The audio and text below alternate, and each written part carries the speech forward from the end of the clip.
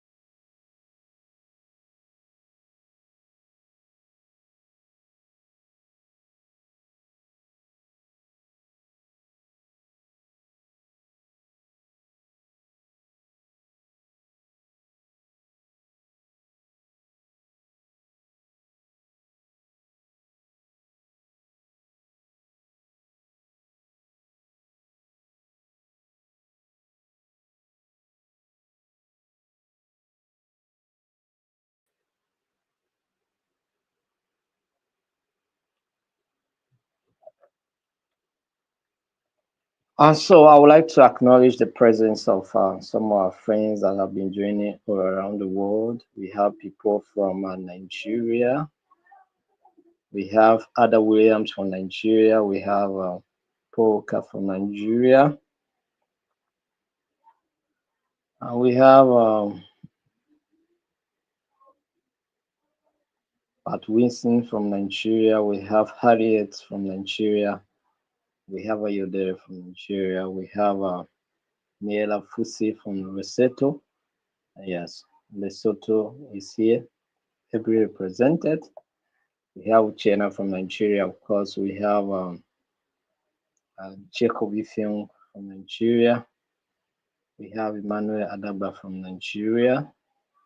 We have Stanley from Zambia.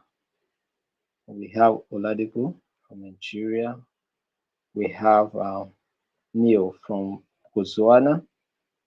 And we have Beatrice from Nigeria.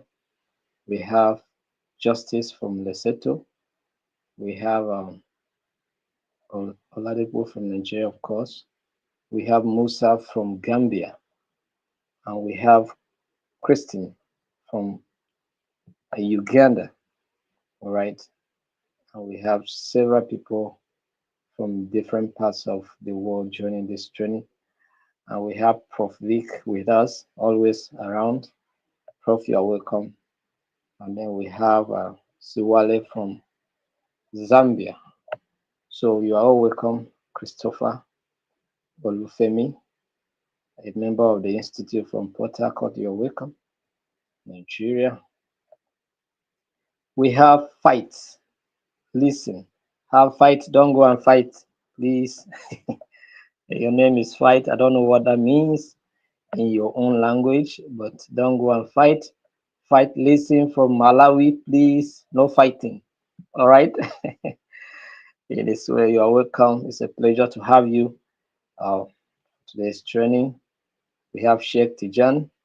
You're welcome. We have Gosway from Ghana.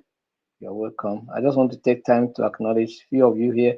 We have Prashan Power from India. Prashan, you're welcome. It's a pleasure to have all of you to join us for today's training. For those of you that are not able to acknowledge you, you are all welcome. And we are happy that you take time to connect today's training.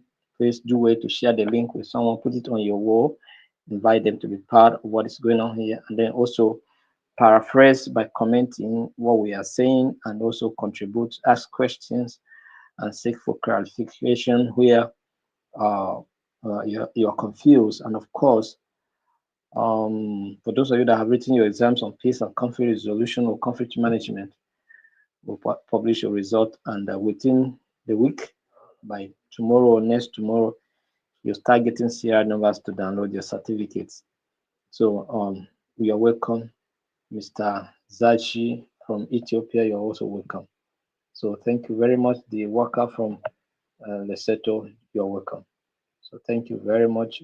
Uko Samuel from Benue, Nigeria, you're welcome. Thank you, and Miranda Adebanjo from Gambia. Adebanjo from Gambia, you're welcome. It sounds like Nigerian name, Adebanjo, or a Nigerian based in Gambia. It's great to have you to participate in today's training. Thank you very much. We are happy to have you. And the Ambrose from Kenya, all of you, you're welcome. So today I want us to look at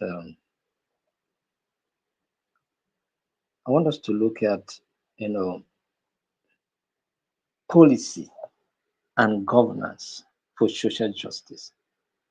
Policy and governance for social justice.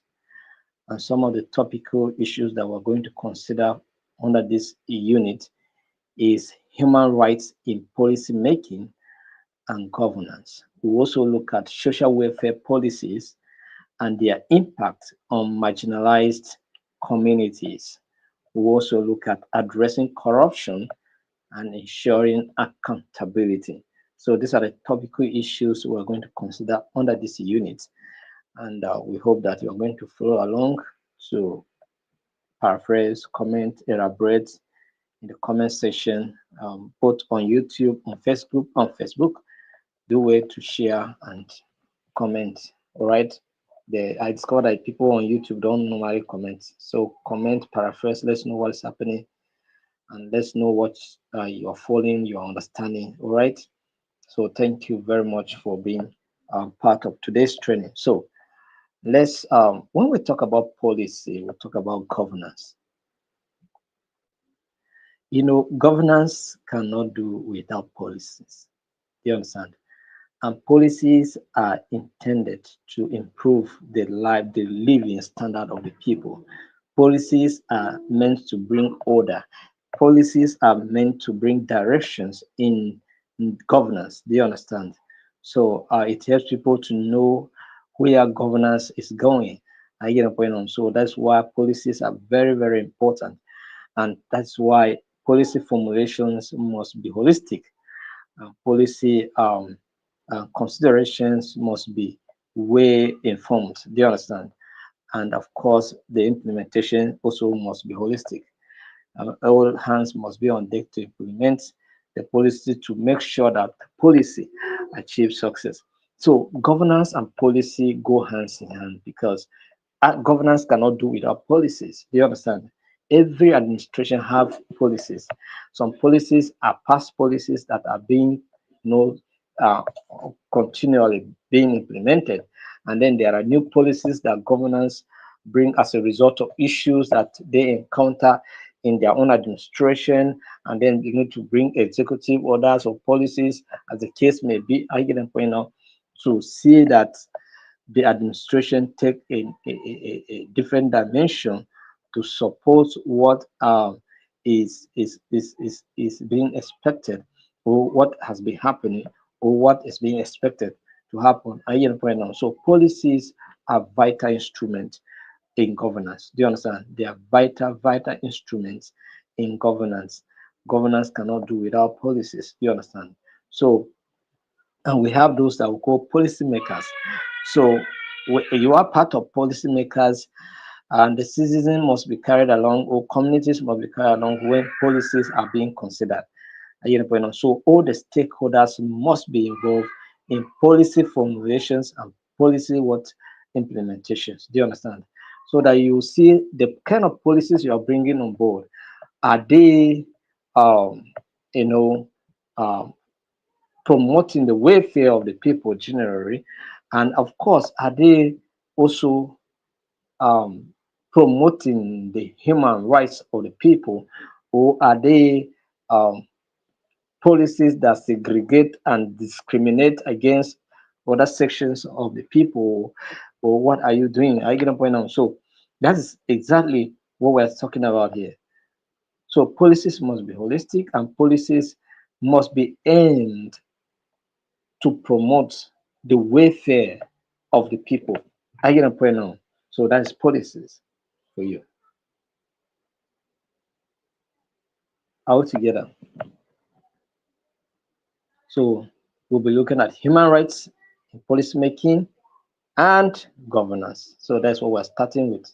So human rights in policy making and governance. So we all agree that human rights are fundamental rights and freedoms inherent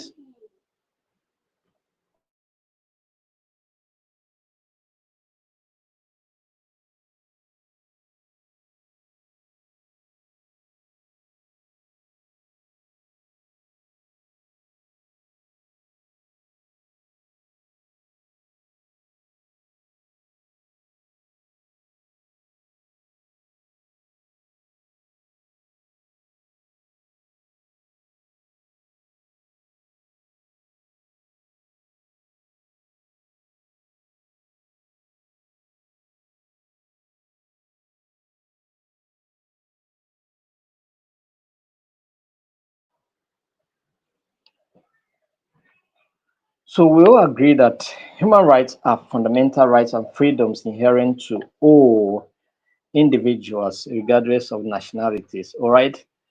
Regardless of your ethnicity, regardless of your gender, or that status. So it doesn't matter where you come from, it doesn't matter your color, it doesn't matter the language you speak.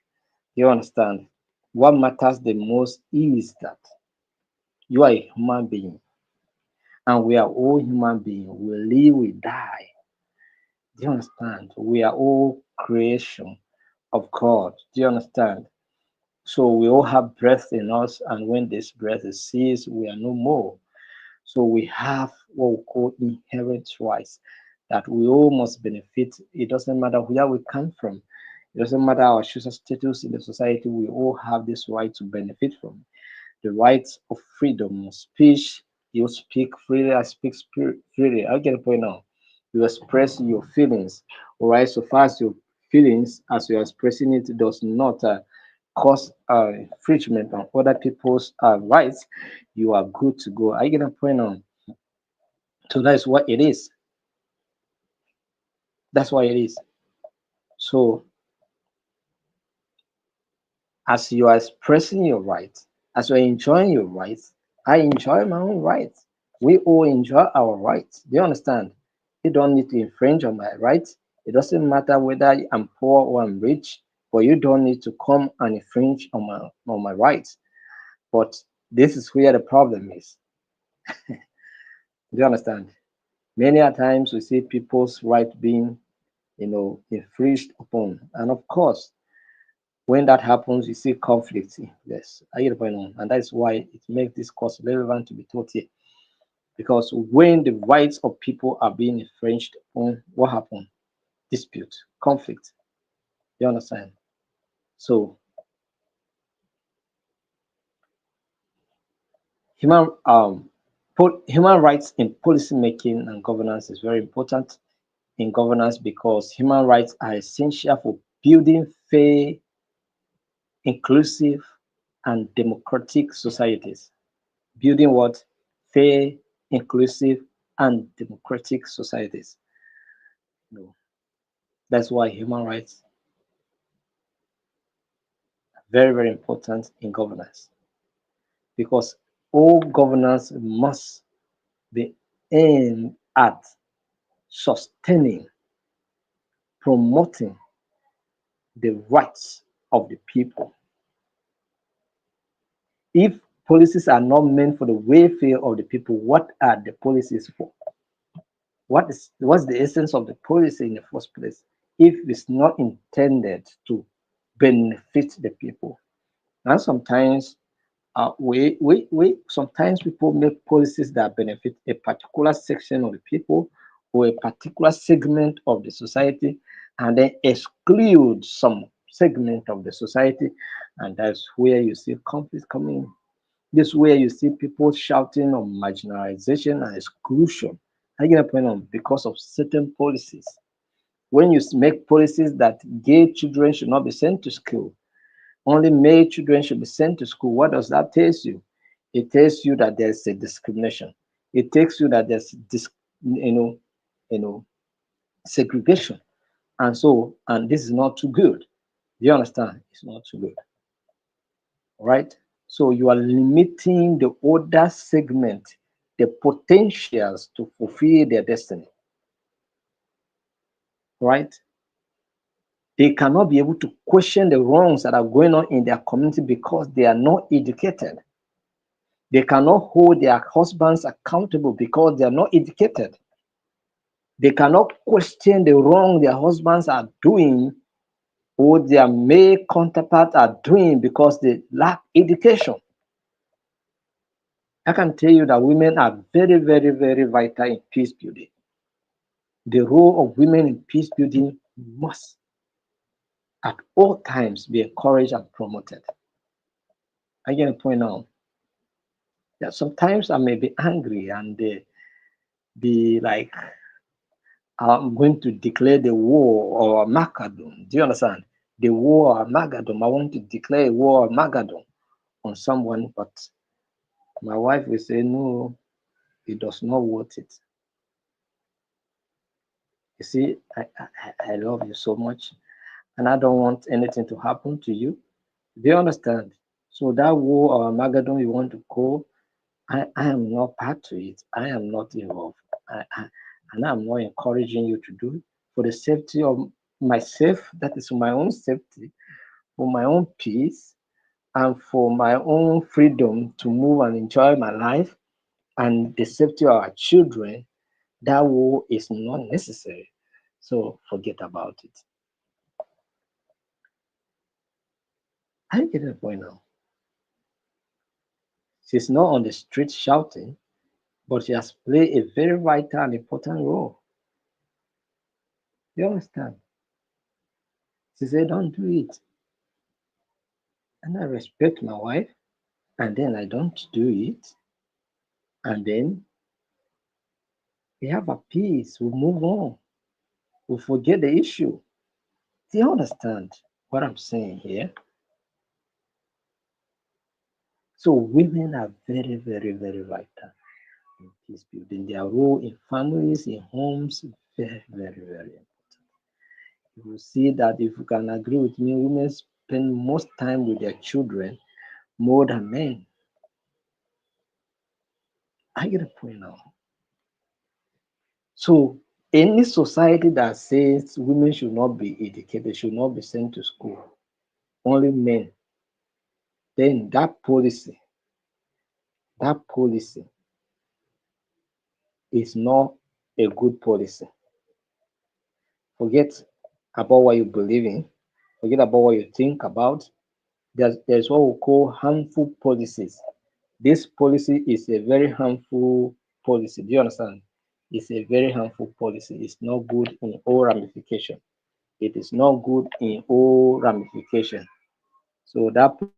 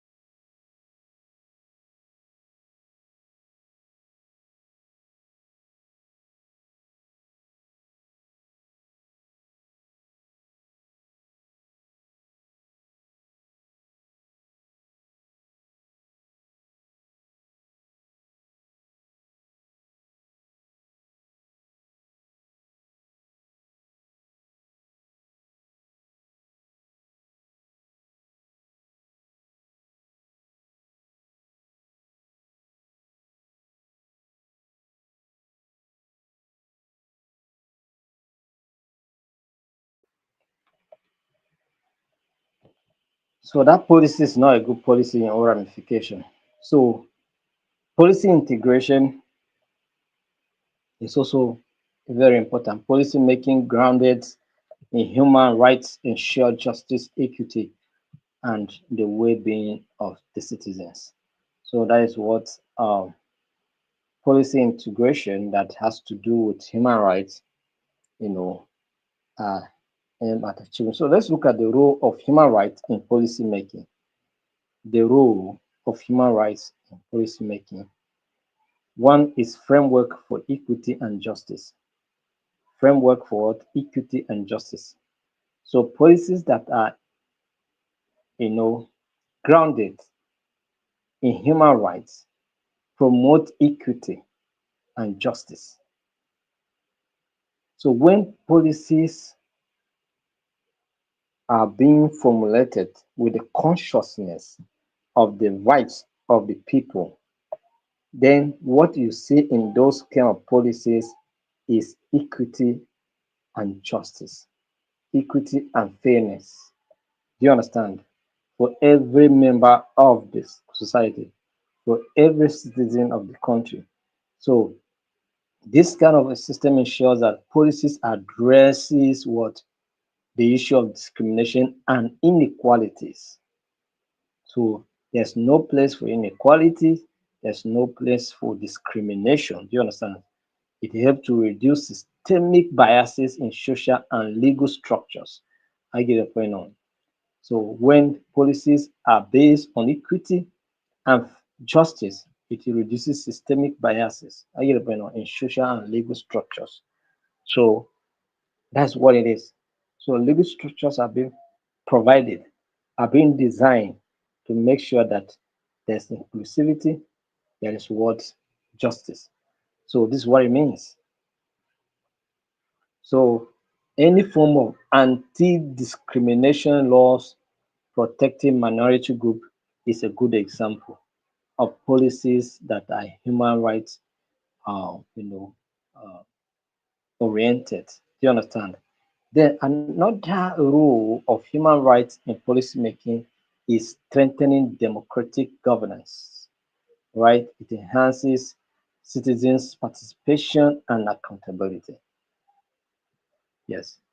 It's when policies are not fair, it discourages people. Like in my own country, for instance, now we have some electoral policies being considered by INEC that we do consider them as un- unfair policies, policies that can breed what crisis, policies that most especially when they are being uh, misinterpreted, when they are being misapplied. Do you understand?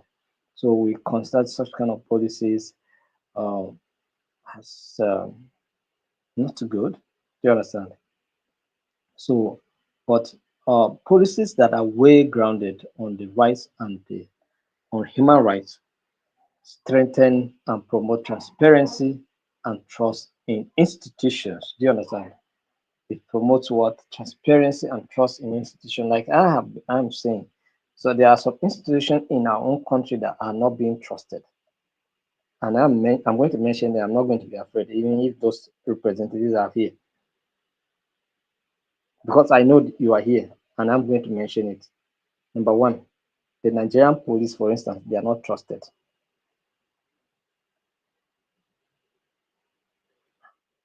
You heard me right?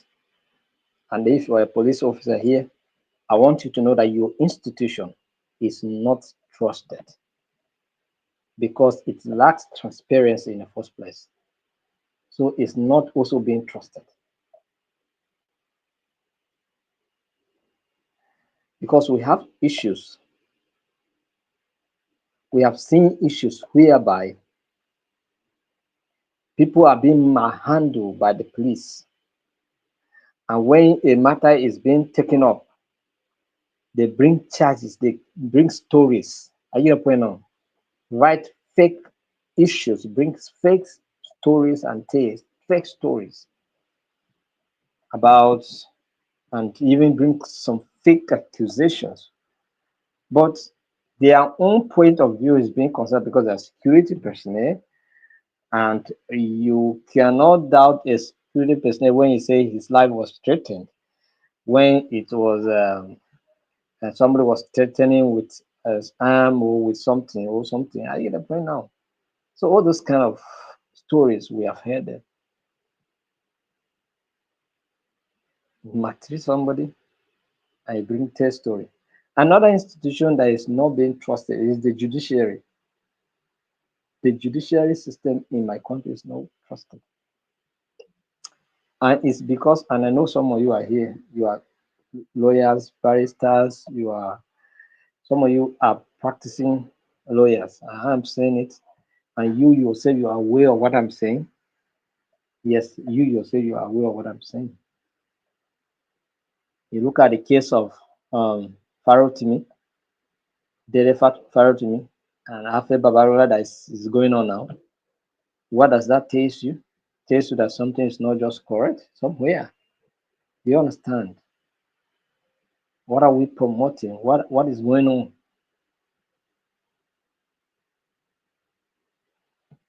If someone defend me, what should I do? I should have, is this a civil matter? I should approach a civil court and follow up. You go to court, bring your evidences. Let me bring my evidences and let's argue the matter. You incarcerate somebody, you are not allowing the person to bring evidence to. You say the person defend you. Okay, it's fine. Allow me now. Let me come and defend myself. Bring my evidences to defend what I have said. And then you incarcerate somebody and you don't want the person to come out. So how will the person defend himself? I think what are you saying? Legal system that is what? Do you understand?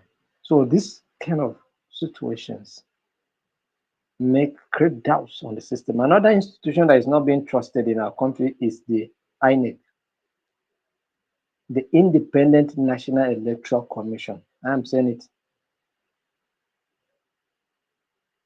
They also, if you are an official of INEC here in this class, know that your institution is not being trusted. Why? Because people are not transparent.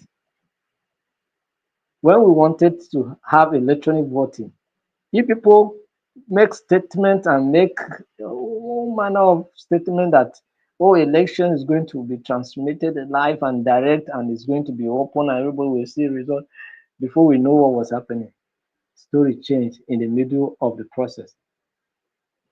So how can we trust this kind of a system? Do you want me to trust you? Do you want someone else to trust you? Very, very difficult. I get a point now.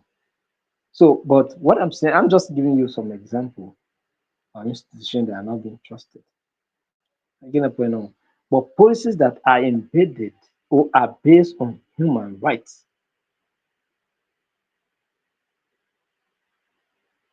they aims to promote what? Transparency and trust in institutions.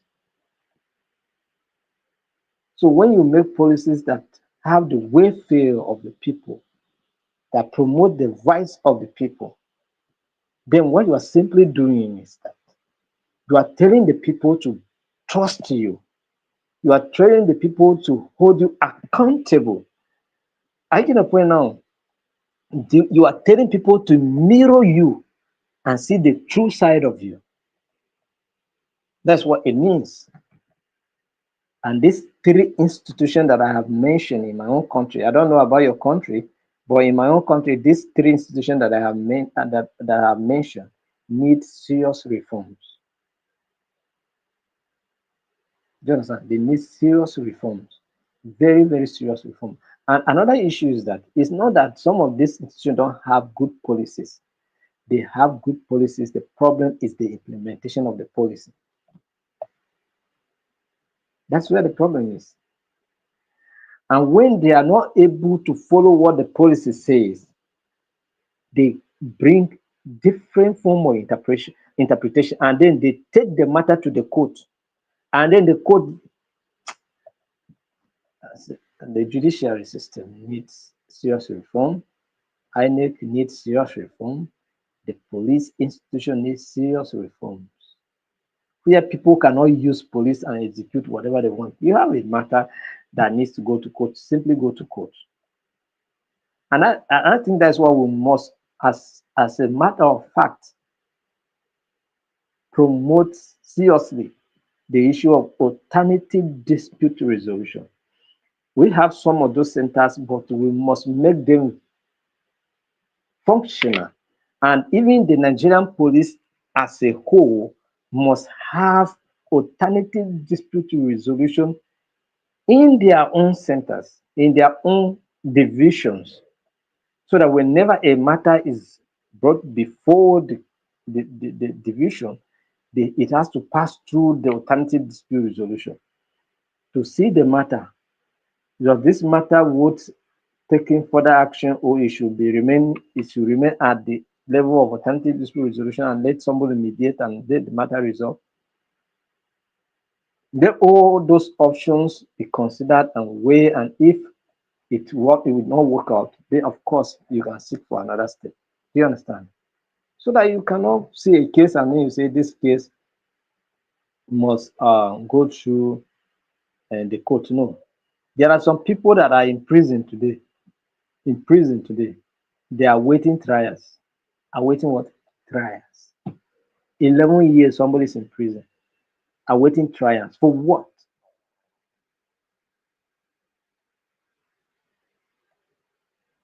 Some of the issues could have been easily handled through the alternative dispute resolution, but you take it to court.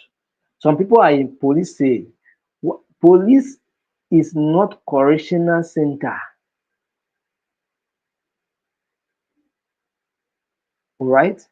So according to the law, as best as I know, I don't know much about law, but the ones I know, I knew that you are not to be detained for more than 48 hours without being charged to court. Go to visit our police stations, divisions. You will discover that there are some people that are there for more than 5 years. They are there. They have not been charged to court. Worst cases, if you don't have anybody that will come for you, you will remain there. No bail for you. You understand? And some of them cannot even afford bail application. They cannot afford it. And so they are there.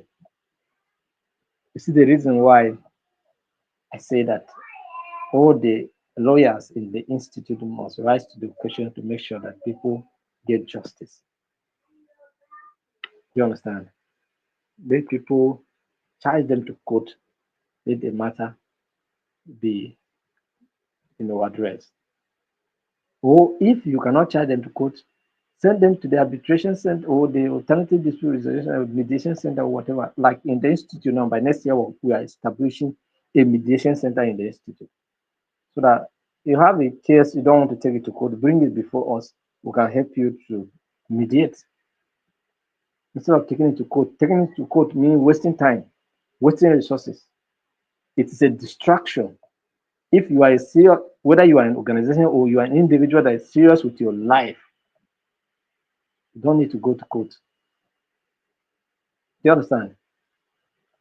Like the people we are going to like send as representative of the institute in other countries, what we are going to give there as an option when there is any issue or dispute is alternative, an arbitration center or a mediation center. These are things we're going to consider. We look at the ECOWAS level, we look at the African Union level, because since we are going at the international, we should look at a regional or at the continental level, an arbitration center or a mediation center that can handle dispute that has to do with the institute and its representative. Do you understand? We are not going to use anything quote except and whereby we explore all options and they didn't work, that we take it to court. Are you the point now? But all issues must stop and resolve at this level of mediation, so that we'll not end up wasting our time, we'll not end up wasting our resources. You get the point now? We are a focused institution. We cannot be wasting time going to court. I should not have that time. Do you understand? So that's why it is. So if you know what you want and you are serious with your life, court, avoid court. Most especially in our own country, avoid court, except you have no option. But if you do, use the other alternatives and forget about court. You understand? Even sometimes, even if it seems as if somebody is going to cheat on you, by certain actions, you can still fulfill it and go. When you weigh and look at it, the time you are going to waste, how and the resources you are going to waste in addition, how will all of this benefit you at the end of the day? What if you did not even win the case? I get a point now because sometimes in my own country, sometimes judgment are being put. So what do you do? So we're going to have a mediation center. So anybody who want to use that channel to resolve their conflict, you can. We address, we help you to resolve your problem. That's it. Right? So another importance or role of human rights in policy making is promoting social inclusion, you know. So all the marginalized and vulnerable groups are being considered, and it's also build cohesive and inclusive societies. Do you understand? So that everybody is carried along. Nobody is dropped behind. Do you understand? Nobody is dropped behind. Everybody is carried along. Policies targeting women's empowerment or disabilities rights. So whether you are a disabled person, you know, you are being considered. Whether you are a woman, you are not being discriminated on the basis of your gender, no, or your sex rather. It's not worth it. So development oriented policies, when policies are consider on the rights of the people, then they embed what rights in economic, social, and cultural development. They leads to what sustainable development, you know, most especially the ones that align with the SDGs. So these are the issues. So let's look at key principles for human rights in governance. Key principles for human rights in governance: universality and inalienability. Do you understand? Inalienable and universal policies. Those are human rights principles that are being accepted globally and cannot, you know, they are indivisible. Do you understand? They are indivisible. Then, so all individuals are entitled to rights without exception. Without exception. It doesn't matter. You are a disabled person, you are entitled to life. Do you understand? So nobody should deny you life on the basis of your disability. No. I got to understand that there are some countries that are trying to consider some laws to facilitate the passing on of some people who maybe have terminal diseases and they want to, like, I don't want to go through this stress. Don't want to suffer pains. I should just die and go. I get the point now. But the life is not yours. So why are you facilitating it to be taken?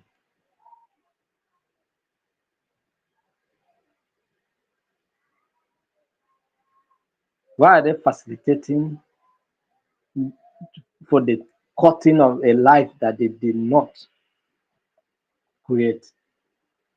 And of course, again,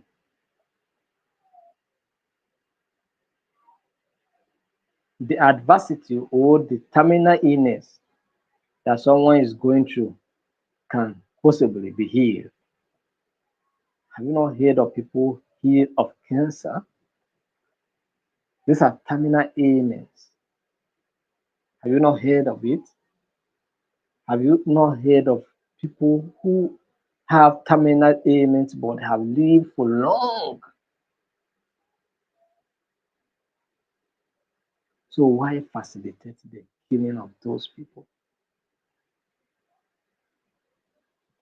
But it's a law, they are considering it. Some countries already have it. And some countries where people are so depressed, they use that to kill themselves quickly. You understand? They use it. Some used to even travel to other places to go and do it. I think we have it in Poland, and some people used to travel to Poland to go and do it. You understand? So, all right, let's go on. So I don't want to question much about it. I'm not in the environment, so they know better what they're doing. So non-discrimination policies must be avoid direct or indirect discrimination, right?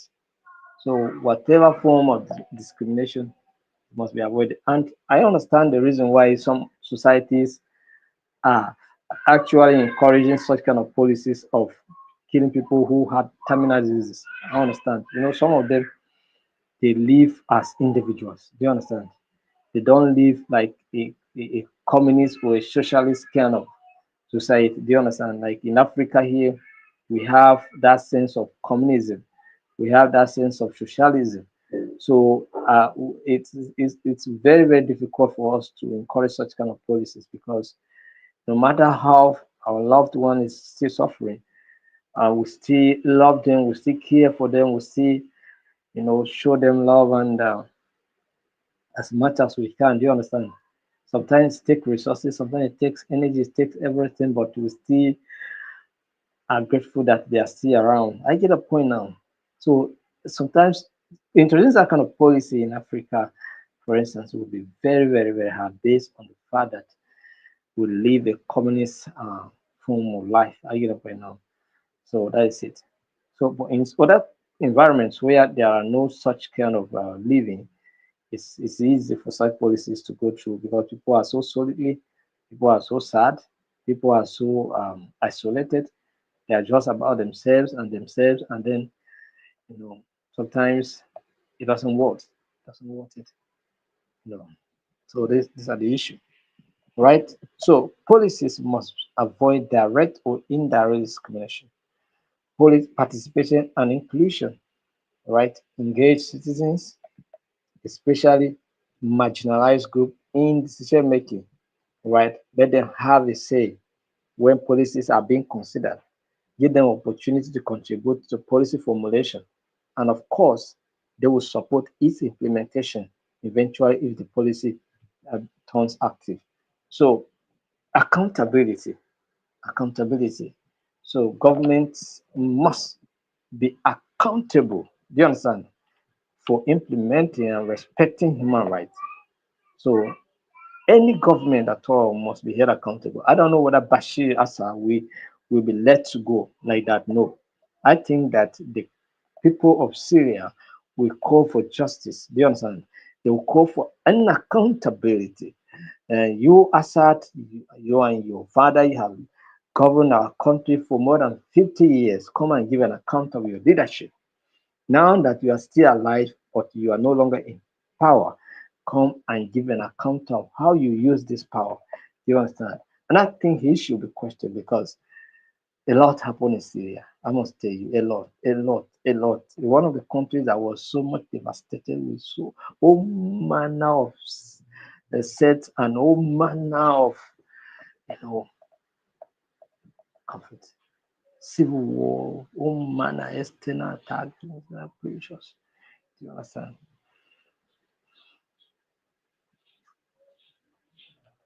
So and he was living so large. I was able to saw a video where they open his what do you call it palace, palace where he was living. Those are bulletproof, enjoying life, flexing, while people were being killed, seriously killed. I think the international community should ask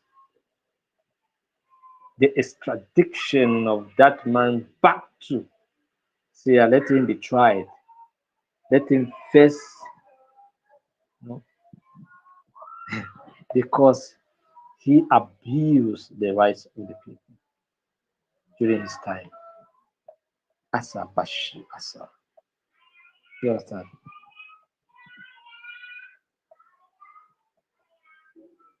So that's accountability. I'm talking about accountability. That's why I'm mentioning that. All right, that's why I'm mentioning it. When Charles Taylor commits human rights abuses, he was being tried, and subsequently he was jailed. Accountability.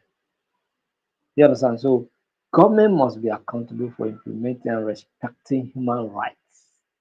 So when you abuse the right of the people, you should be held accountable. You understand?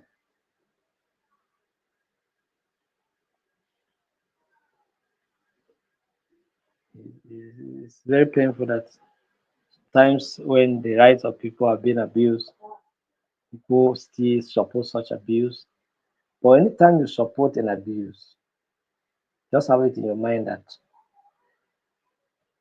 if you will not face it directly by yourself, your children will face it. That's why you must not support any abuser.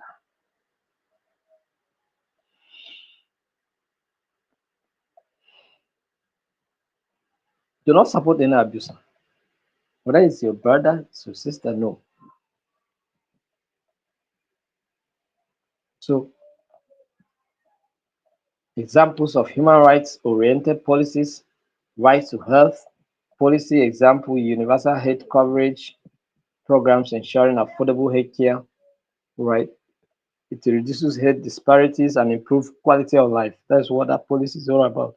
Right to education policy, example, free primary education mandate in countries like Kenya and India. Kenya people, Indian people, are you here? Let us know. Uh-huh. So it helps to break the cycle of poverty and promote equality and of course reduce ignorance. You know, pronoun, it's a policy. So everybody go to school. Right to education. Free education is for you. Go to school. You understand? Freedom of expression. Freedom of what? Expression. Freedom of expression. Right? So policy that encourages people to speak out, call the government out. You understand? Government is doing something wrong. Call them out. Let them come and explain. Gender equality. All those policies. So challenges in integrating human rights, resource constraint, always a challenge. Political will. Sometimes politicians don't have that political will to implement certain things because they themselves are the abusers. So sometimes they find it difficult to implement some of these policies because it will indirectly or directly affect them in turn. So political will, lack of political will is also an issue. Do you understand? So and sometimes they are afraid. They are afraid of losing election. You understand? You want to do a particular policy, but you're afraid of losing election. Like for instance, now the tax reform be in Nigeria. Tax reform be in Nigeria is a critical example. They are finding it difficult to move forward because a section of the country say no, the policy is going to affect them. And then somebody is being political correct, want to political, what do you call it, political correctness. Do you understand? They just want to be sure that they're not getting it wrong. Someone was even telling the presidency that it's in our region, you got 60% of the vote. So, and then you want to implement a policy that is not favorable to us. So, the black political way to do it, political way, political will. He's been afraid that if he carry on with this, he may be, but not the issue. So, enforcement mechanism. So, weak judicial system failing to uphold human rights laws. Weak judicial system, like what we have in Nigeria. I've just give you a example of what Farah told me. They just give a different interpretation. They give I don't understand. I don't understand. I don't understand.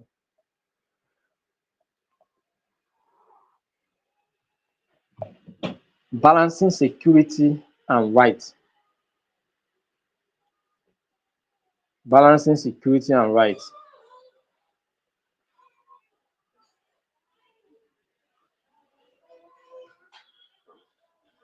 Counter-terrorism policies infringing on civil liberties. All of these things are being considered. So let's look at some of the best practices for human rights-based policy making. Best practices for human rights-based policy making.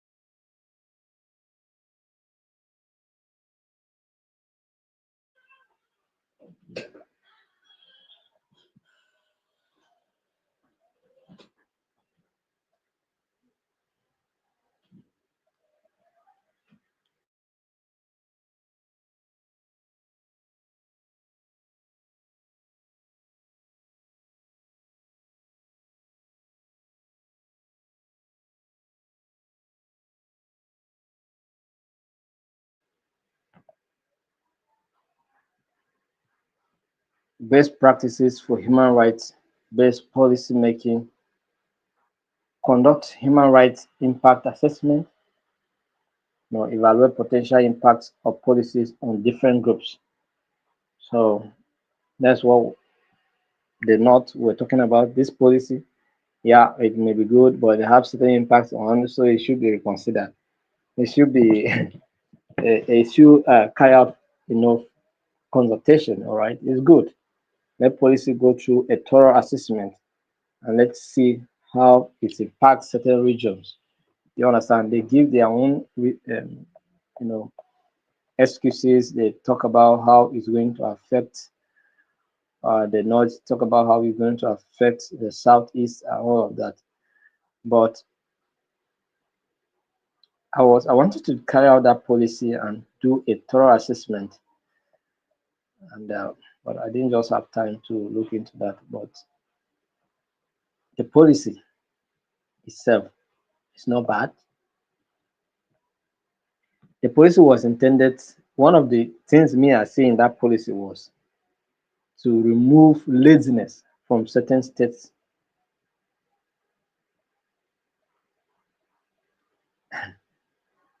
There are some companies, even if the derivation we're talking about is based on what you produce, but we're talking about VAT based on what you have consumed. You understand? So, and even if what is you produce, we have certain mineral resources in the north that are not being exploited. They must be exploited, and some of them are being exploited, but in the private hands of some powerful politicians, and nobody dare to question it. Do you understand? So why can't you question it? Why can't you take it and begin to, produce and earn more money, and then take people out of poverty, send children to school, and then you know, do massive infrastructure development, provide jobs, take people out of the bush that call themselves bandits and terrorists and whatever. So, but the policy is under review, under consideration. Let's see how it goes. You understand? But political will is we have mentioned it, and then of course what is going on now is what we call evaluating what potential impact of policies on different groups. So this is what is going on. Conducting human rights impact assessment, but this one is not on the basis of human rights. Do you understand? But in a way, indirectly it affects the rights of the people. Do you understand? So it's going through that evaluation, and I think it's good. Do you understand? It's good. So engage stakeholders. Example, consult civil society organization during policy formulation. I think that's what is going on concerning that particular bill. Say, oh, let's go do a wide consultation. So that is the wide consultation. I think you understand. But if we are to write our own now, our own look on the policy, we say that we support the policy wholeheartedly. Let people go and work, consume more. There were so many arguments in that policy. Do you understand? But these are the issues. So build institutional capacity, uh, train officials on human rights frameworks and implementation. Again, Brennan, so this is what we're doing. Human rights and implementation. So institutions that are in promoting human rights must be trained. So let's look at another topic, social welfare policies and their impact on marginalized communities. Social welfare policies and their impact on what marginalized communities. So um, policies, social welfare policies are government initiatives that aim at ensuring that the well-being of citizens are being addressed, no, most especially when it concerns socio-economic inequalities. Do you understand? So uh, the objective, of course, of bringing this kind of policies is to improve quality of life, reduce poverty, and promote social equity. Do you understand? So, and the focus is on the marginalized communities, where you see people that are crying for, marginalization. You give them opportunities to be considered in the mainstream of the economy. I think that is the reason why President Bola Tinubu established the Southeast Development Commission. All right. Uh, and then I think the Southwest School or the South, no, the Southwest, I think, Development Commission. I don't know whether we have North Central Development Commission. I don't know. But I think we have the Northeast, we have the Northwest. You understand? So that's it.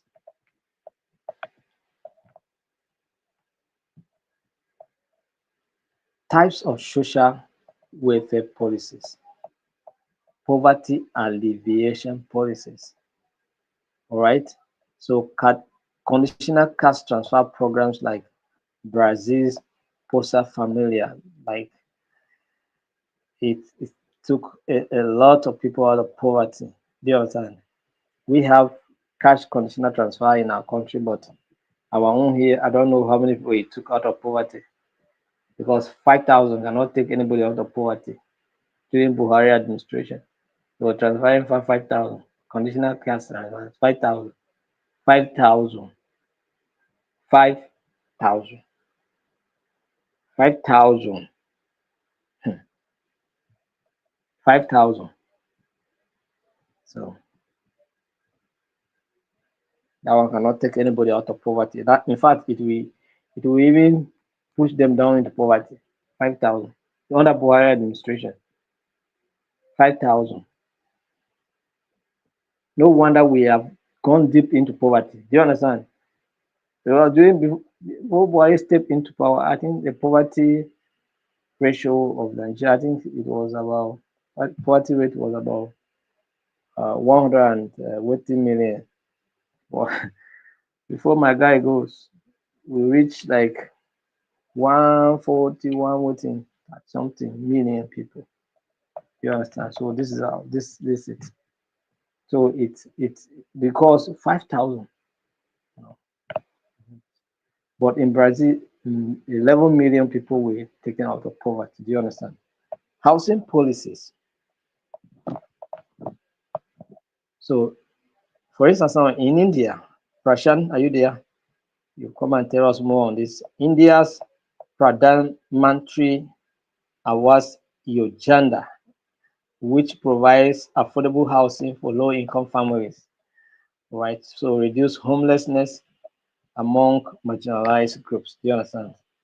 So for us, when housing policies are being, when housing, low houses income are being even built to provide by our own government here, politicians still turn around and buy them. They buy them at a cheaper price and sell them at the exorbitant rates.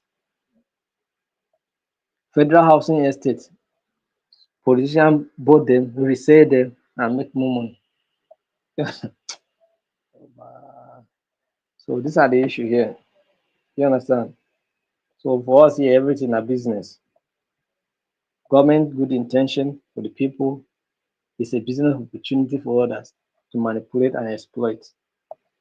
So educational policies like the US Head Start program, which offers early child education to low-income families, to make them to you know address the challenge of children starting school. Do you understand?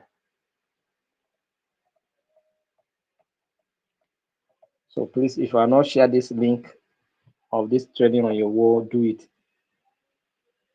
All right. And then those of you for peace and conflict management, you have written an exam. You must do a testimonial video and send to us. You must do it. We are not giving you link to get your certificate. You must send us the video. We relax on the issue of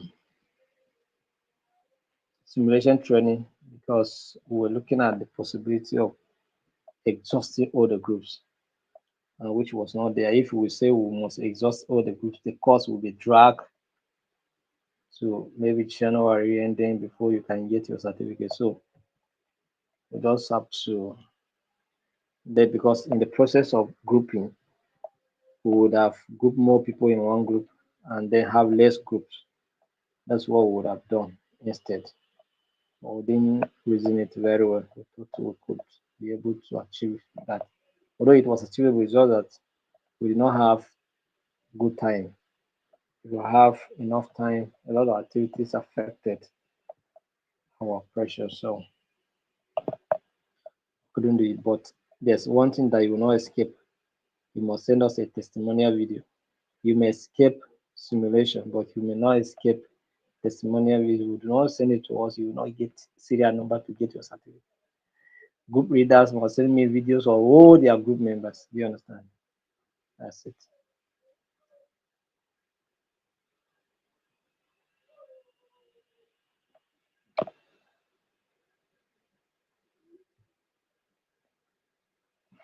So employment and livelihood support. Example, South Africa's expanded public work programs is help to provide temporary job for people to gather experience like the NYSC that we used to do. Is people say we should scrap NYSC. Scrap NYSC is going to be very, very dangerous for Nigeria. We cannot dare it. So when the youth finish, tell them to go and do voluntary 1 year service. They gather skills there. Some of them, they little pay, they give them the safe start business at the end of that program and life starts. Do you understand? So they must go and serve. It to help them to get acquire skills, learn something, acquire experiences, and then begin to face life gradually. Social security and pension schemes. Old age pension scheme in Kenya, for instance, for senior citizens from low income households help to reduce dependency and financial insecurity among the elderly. So that's why it helps. That's the impact of that policy.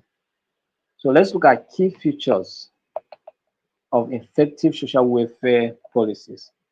Number one, it's it targeted interventions that is focused on specific vulnerable groups.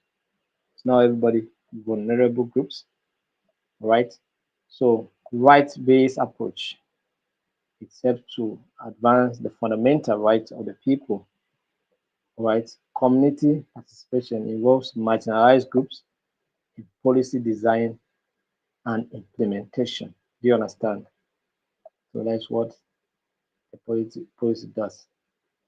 So Impact of social welfare policies on marginalized communities, reduction in poverty.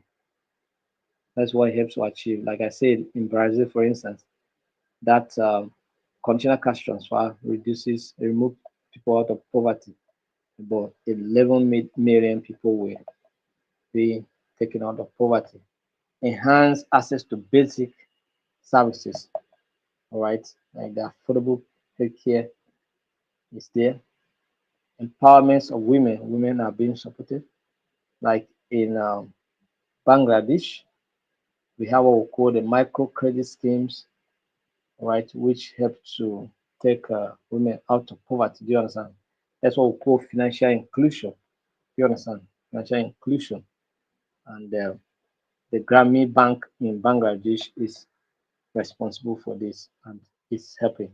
Social inclusion, reservation policies in education and employment for Dalits and Adivasis in India also helps to increase representation and uphold what upward mobility for historical oppressed groups. So that's what it is. So improve educational outcomes, promote or promotion of health equity. Do you understand? So what are the challenges in implementing social welfare policies?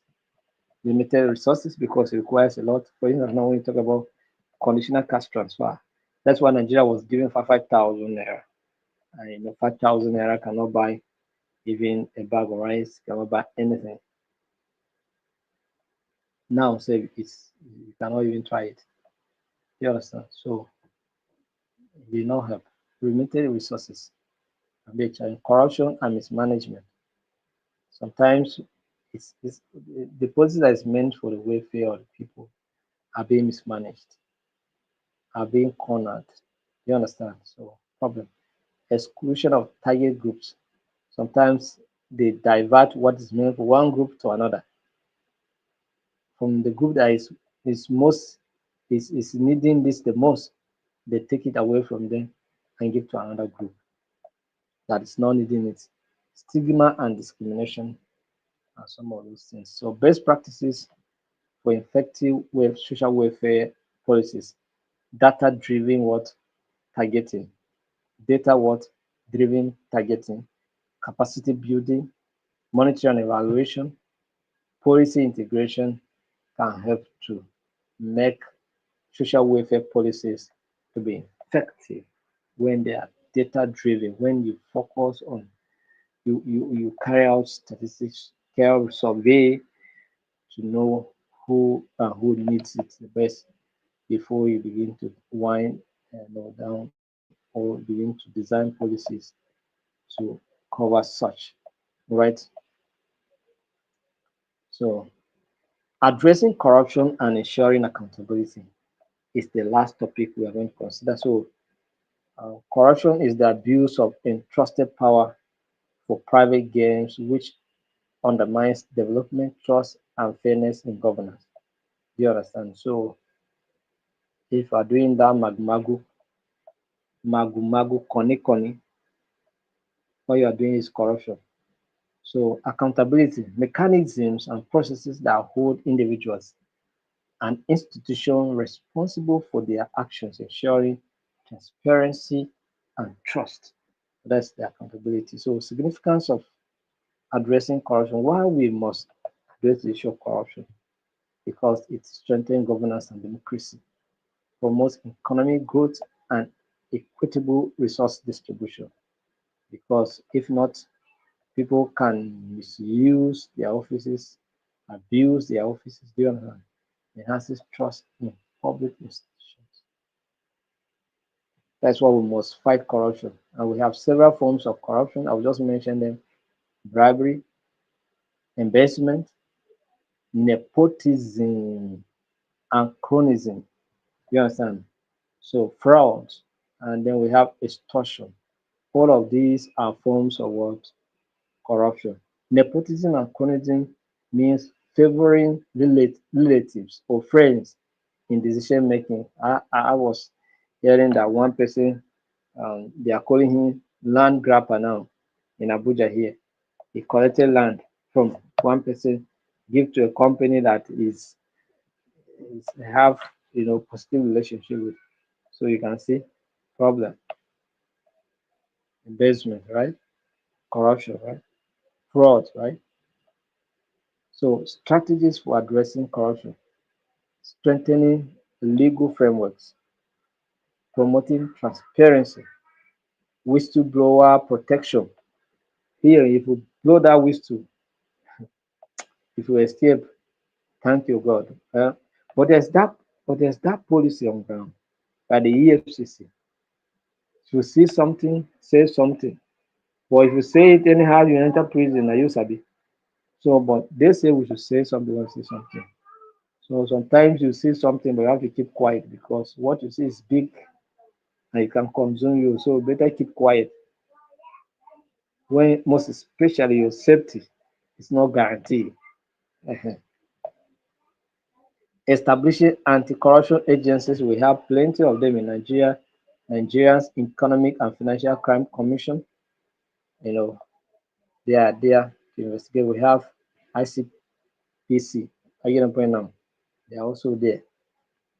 So leveraging technology, we need to leverage technology to bring some of those things to pass, encouraging civic participation, international cooperation.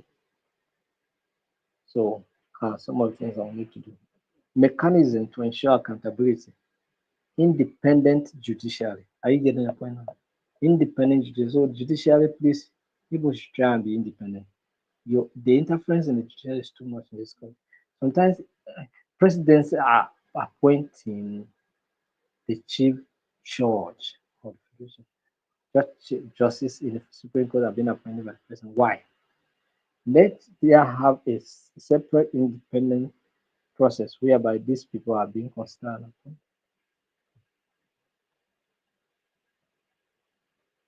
Transparent procurement processes. Yes, we are, and this is where the corruption takes place. Procurement, under procurement. Something of 20 naira, they tell you 60 naira. Something of 10,000, they tell you 100,000. Procurement.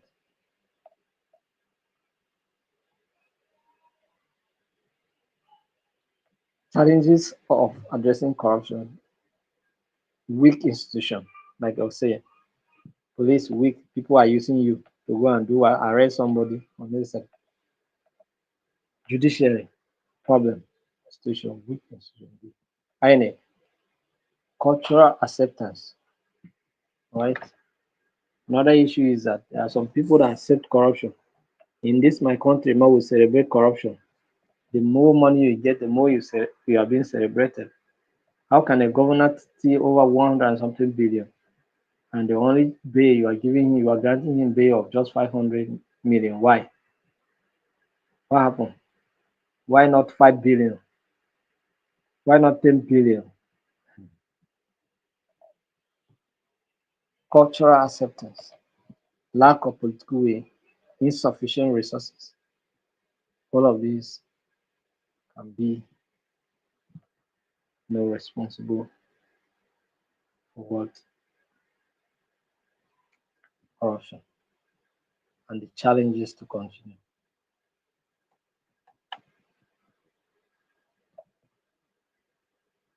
So this is the much we can take for today. Any question?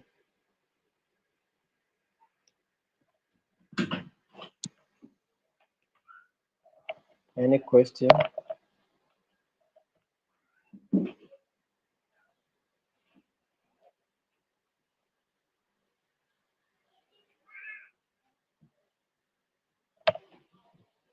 Any question?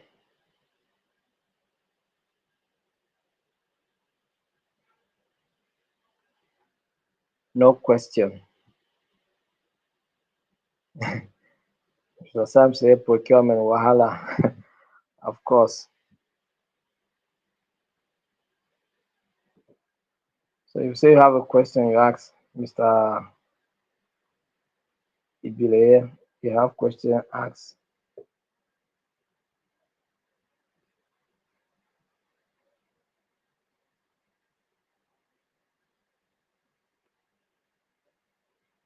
Desamin, thank you. Thank you, sir. It's very profound. Thank you very much. So I'm working on the manual. I will the manual. Let me see. Tomorrow I'm gonna be very, very busy, but let's see how it goes. So but maybe by this week or within the weekend of this week, over the weekend I can give you the manual.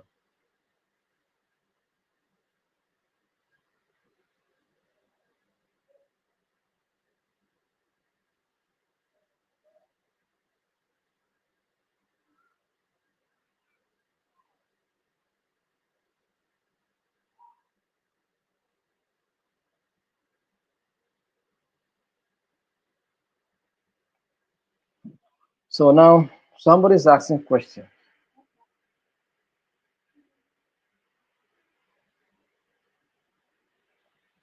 Somebody's asking question. What can be done to sanitize the Nigerian police and our judicial system? I said it now. I said that they need serious reform, right? It just need a reform. Just simple. Um, make some reform, bring in some new laws prohibiting certain behaviors completely, and then putting penalties, stringent penalties, and then you see um, the attitude will change. No police officer will ask anybody to give them bribe on the road. You understand? Yeah, I was traveling to Makodi from Abuja. So many checkpoints on the road, and they expect you to give them something. Some of them are just asking irrelevant questions. You understand? So it's not correct. We know that there are security challenges, but no, it was too much. It's just too much.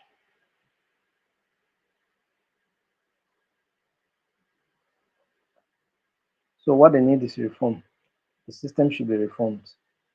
Put certain laws in place prohibiting certain behaviors and defined stringent what penalties, and you see that certain behaviors will change completely. And then they should also undergo certain training. So they must, some of them came join the police force through what we call recruit. Recruits are limited in education. Some of them are not educated. You understand? So they need to undergo certain training. And sometimes their professional training in terms of the police training alone is not enough. They should be trained on other aspects. Peace, conflict resolution, you understand, peace building, conflict resolution. Are you the point now? They should be trained in leadership, communications. Very, very important. Why is it so difficult to address corruption in this country? Corruption is not only difficult to address in this country, corruption issues are generally difficult to address globally. The only thing you can do is to strengthen institutions and make laws that have no lacunas. All right. When you make laws that have no loopholes where people can take advantage of, for instance, let me give you an opportunity. Let me give one example. When you say that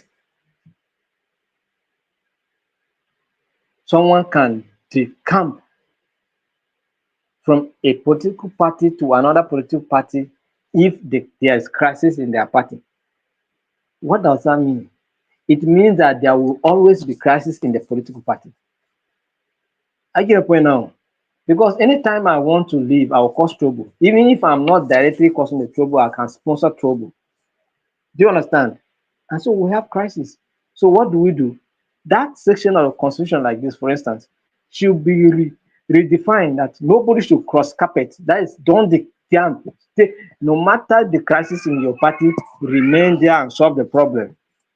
I get a point now. But when you give the people leverage to decamp on the basis of crisis, then there will always be. That's why political parties in our country are always crisis stricken. I get the point now. Everyday crisis here, everyday crisis here. One man is in two political parties. Is having as an appointee in one political party.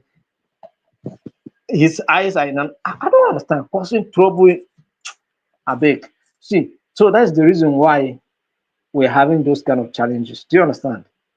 So, for instance, now that particular section of the constitution must be corrected so that you, if it's incorrect, now you cannot see people decline because po- political parties, for instance, are supposed to base on ideologies. But many of our political parties, or in fact, all our political parties in this country, for instance, Nigeria, for instance, have no ideology. Do you understand? So we just move, cross check, move, cross check. Do you understand? So far as your interest in one political party is not fulfilled, you can just cross the over to another and then fulfill your interest. It shouldn't be so. So that's why corruption is very, very difficult to because it's always fighting back. You understand? But the best way you can fight corruption is when institutions are being strengthened, when laws are being made straight. If we say electronic voting, tell INEC that the election is electronic voting, no option of in case there is no network anywhere. Where there's no network, there's no election. Forget about it. Do you understand? If it's electronic voting, let it be electronic voting. Whether in deep villages, let it be electronic voting. And in case where that unit does not have network, no election for them. Without them, I will still go. And you know, without them, I will still announce how many people bad way that vote in the election. Nigeria is over 200 million. How many people voted in the last election? Was the president not declared? So why all this excuse that where there is no network? No, no, no, no, no, no, no, no. If it's electronic voting, let it be electronic voting. And then where there's no network ballot, manual. No, no, no, no, no, no, no. It should not be so. Do you understand? So, but these are our laws. We have those lacunas there. Do you understand? So these laws must be straightened and be made straightforward without any form of it does not require serious judiciary interpretation. Do you understand? Let it be so straightforward. But when they create room for judiciary manipulation, that's where you see where the corruption even now becomes so control. The judiciary that's supposed to sustain a system that is very effective now begin to interpret laws the way upside down, just upside down because some people say, let's meet in court, we're waiting for you there. So once you begin to hear that kind of statement, know that system is wrong.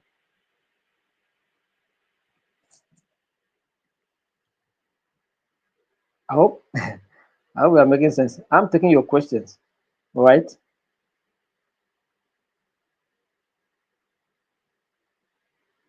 Now, if I'm not taking your examination and your simulation on, if I'm not taking your examination in peace and conflict management, forget it. Examination is over. We are not returning back, all right? The simulation, the problem is that I myself, I don't have time for that simulation. That's my problem, And that's why we just ignore it. We just take it right. Those that presented is as good as they learn something different. They just acquire skills that others themselves deny themselves of getting it. So if you have done your presentations, your simulation training, you have learned something better than others. Do you understand? That is just what it simply means. Um, but we don't want to make it be a serious requirement.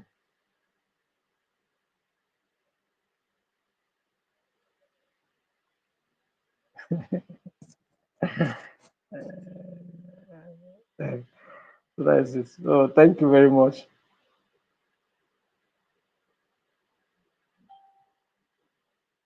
So so thank you very much. We'll see tomorrow by no, tomorrow is Wednesday. So we'll not be having training tomorrow, but we have training on Thursday. All right. So see you on Thursday uh by 7 p.m. Have a great night. Bye.